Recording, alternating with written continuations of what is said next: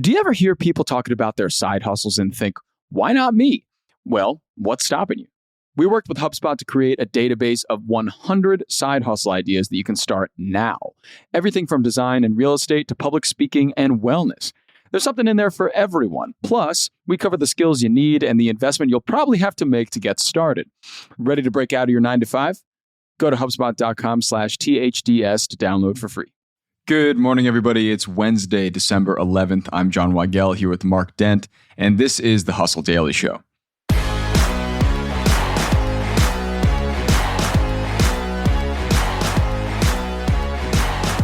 We hear about companies cutting jobs every single week, but conversely, in a report from Pew Research Center, it looks like most Americans feel pretty safe in their jobs.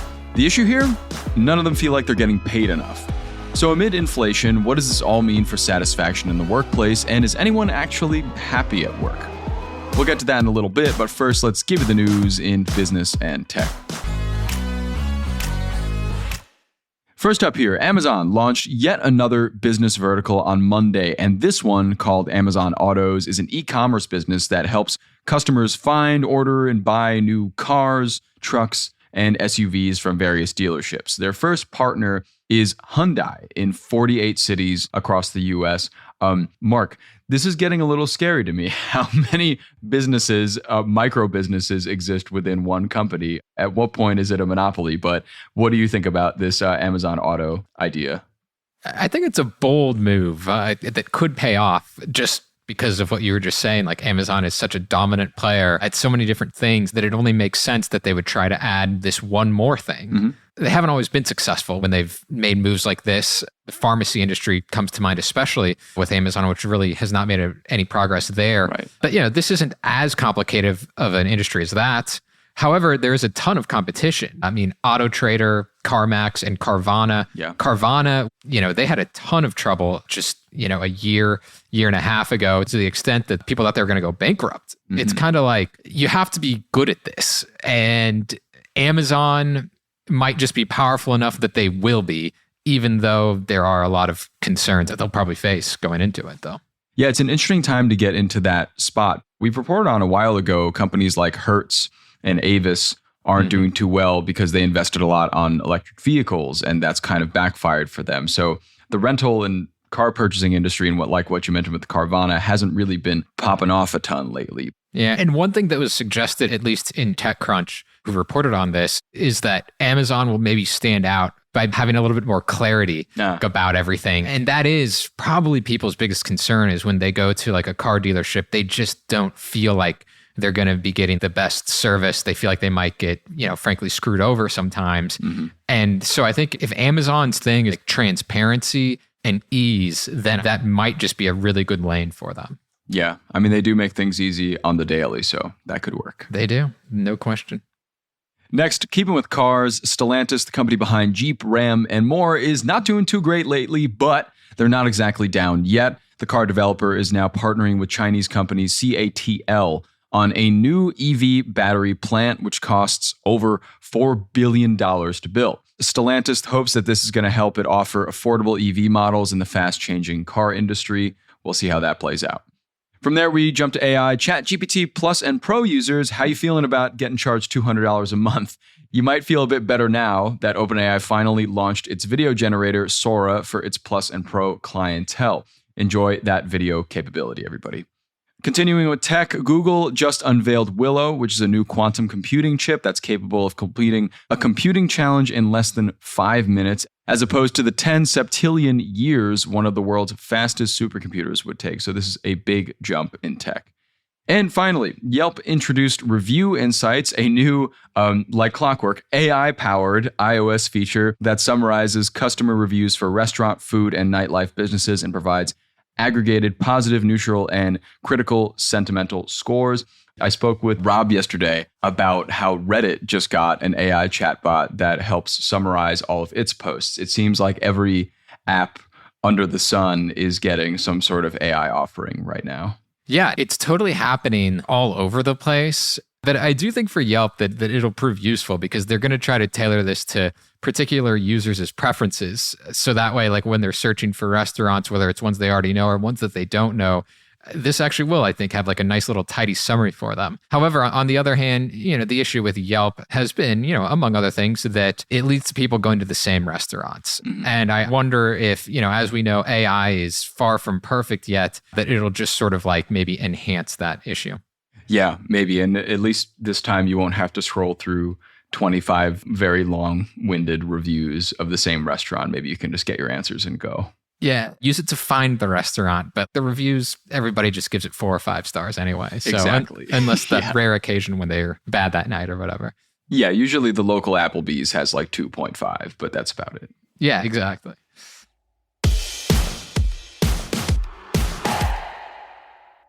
Hey everybody, it's your host, John Weigell. If you love the insights HubSpot brings to your podcast feed, then you're going to love Marketplace Tech. This daily podcast keeps you up to speed about the latest in tech news and what it all means for the economy. With stories about AI regulation, the fight against misinformation, and the latest in crypto, Marketplace Tech is essential listening to understand the business behind innovation. Listen to Marketplace Tech wherever you get your podcasts.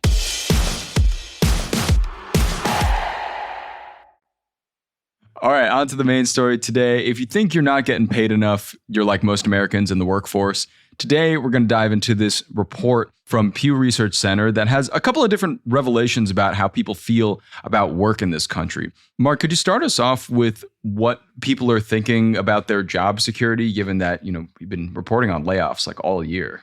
Yeah, interestingly enough, most Americans, Pew found out, are actually feeling pretty good about job security. About 69% of them say they have a great deal or fair amount of job security, and not very much of them think they're going to look for new jobs in the next 6 months. So yeah, there's like a lot of people who are pretty content, even though they're not necessarily like blissful or completely excited about their job. There are still some flaws. It's very interesting and kind of surprising that a lot of people are so secure in their jobs. But I guess, the places that we report on, they're not everywhere, right? We report on a lot of big companies having layoffs. Right. And you could work for any company out there that isn't laying people off. So I guess it does make sense when you boil it down that way. But the crazy part about this, they're really, really fine with their jobs. They think they're quite safe, but also they just don't think they're getting paid enough, it seems like. And yeah, that's probably an effect of inflation, clearly. And so I think even for people who've gotten raises over the last couple of years, as the statistics bear out, real wages have increased to the point where we're at the same level as we were basically in 2020. So on average, people's salaries have basically moved with inflation. It still just doesn't feel that way, I think, to a lot of people. So even if you've gotten a raise, you still just want a little bit more. It's like they say every time when you go to that grocery store and eggs, I know everybody uses eggs, but still, eggs always change so much. They just went up a huge amount like 2 weeks ago. They do. And so when people see that, you're just like, God dang it, I want to get paid more. Yeah, I think that has to do with a lot of it, and kind of across the board here in this report, from high-income individuals, middle-of-the-road income individuals, and low-income individuals.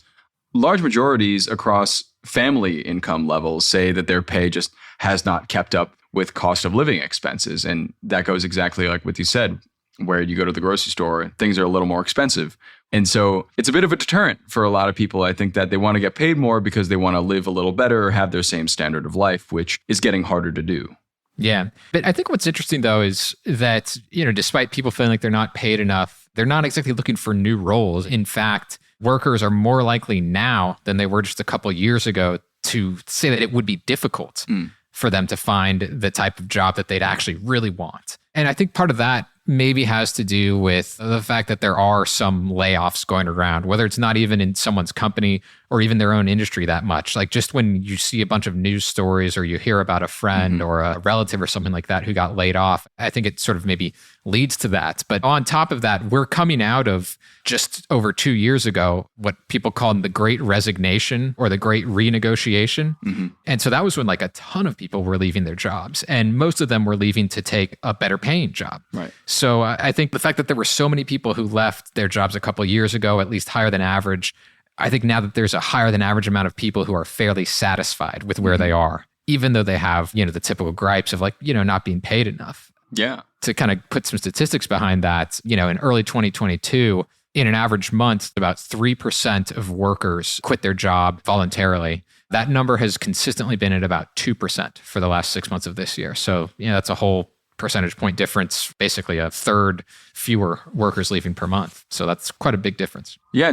And talking about career mobility brings me to another topic, because before we started today, you were telling me about this chart that you found from the US Census that talks about people's actual mobility, like they're moving, which would make a lot of sense that it was a little higher a few years ago. And since they have gotten those new jobs or moved to those different places, people just aren't exactly moving a ton in the past year. Yeah, this data from the census shows that in 2023, the share of Americans who moved was the lowest that it's been since the census started tracking this in the 1940s. Wow. Back then, roughly 20% of Americans moved in a given year, 1 of every 5. It's now down to about 7%, 8% in 2023. And even that number is down from closer to 15% still in the early 1980s. So we've just had a huge generational shift in movement. And I think it does sort of play to that, where people are, a little bit less likely to want to switch jobs, or certainly not make such a dramatic job change that they would move out of whatever city that they're living in.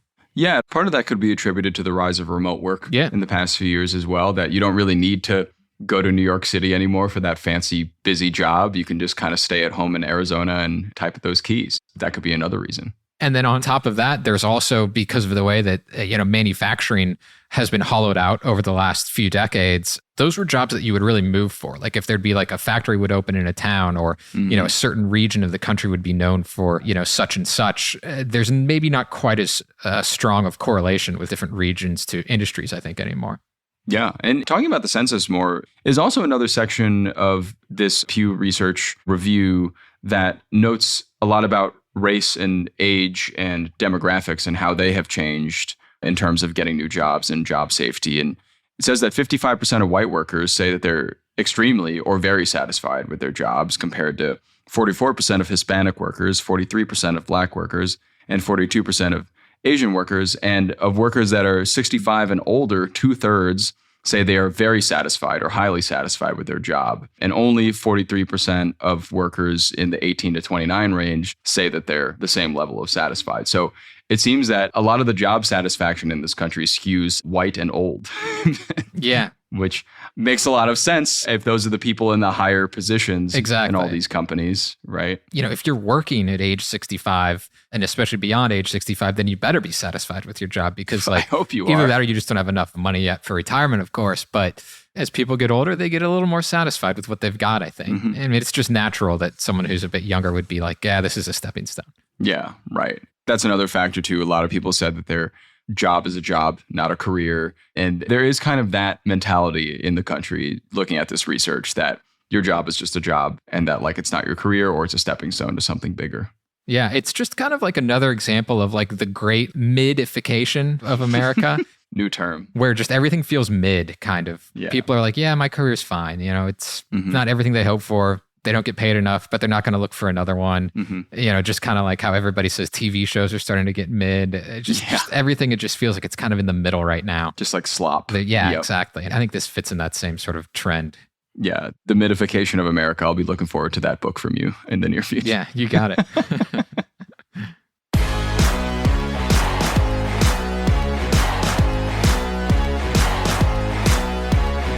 All right, and that'll do it for us today, everybody. Thanks for tuning into the Hustle Daily Show. We're a proud part of the HubSpot Podcast Network. Our editor is Robert Hartwig, and our executive producer is Darren Clark. We got a ton more tech and business coverage in our newsletter. If you're not subscribed, go get signed up at thehustle.co/email. Throw us a follow on Instagram at The Hustle Daily, and we'll see you tomorrow.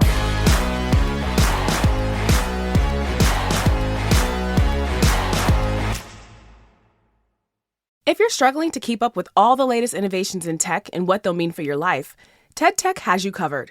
Get ahead of the curve with digestible downloads on some of the biggest ideas in technology, from AI and virtual reality to clean tech. Find TED Tech wherever you get your podcasts.